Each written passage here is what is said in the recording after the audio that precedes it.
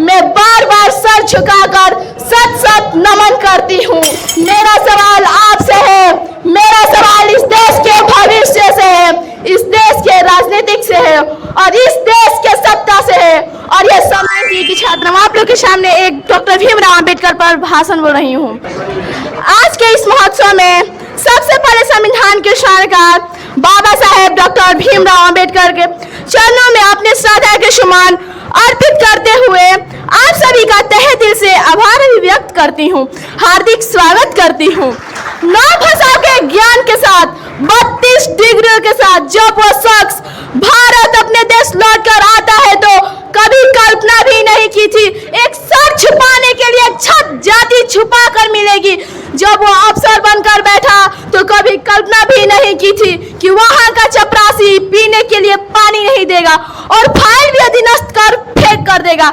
लेकिन वो रुका नहीं, वह डिगा नहीं, वह हारा, वह जीता, वह परेशान हुआ लेकिन मायूस नहीं हुआ। बिखर गया उसका परिवार, इस भारत देश को वे राज सोसाइटी मिशन को लेकर आना रहा, डिगा रहा और यह समझाने का काम कर दिया कि आया हूँ बिखरे हुए समाज को इकट्ठा करने के लिए।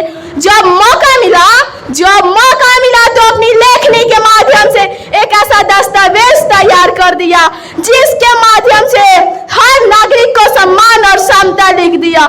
लेकिन बहुत बड़ा दुख होता है और बहुत बड़ी विडंबना है कि where we are honorable doctor Bhimrao Ambedkar is only 2 friends। हम डॉक्टर भीमराव अंबेडकर को 2 फ्रेंड्स में क्यों देखते हैं, इनके व्यक्तित्व को रेखांकित क्यों किया गया है, ये सोची समझी चाल है।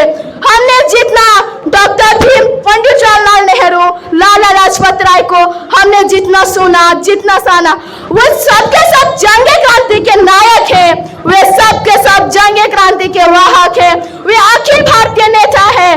तो हमारे डॉक्टर भीमराव अंबेडकर जिन्होंने इस देश का संविधान लिखा, वे संविधान निर्माता कैसे हुए? मेरा सवाल आपसे है, मेरा सवाल इस देश के भविष्य से है, इस देश के राजनीतिक से है और इस देश के सत्ता से है।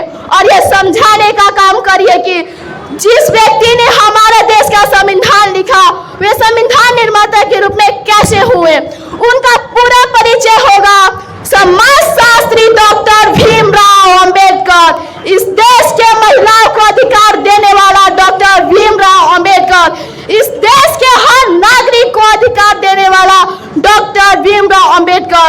ऐसे संविधान रचयिता के सामने मैं बार बार सर झुकाकर सत सत नमन करती हूँ।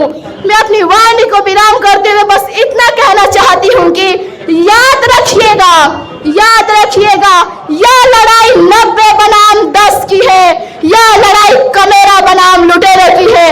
अगर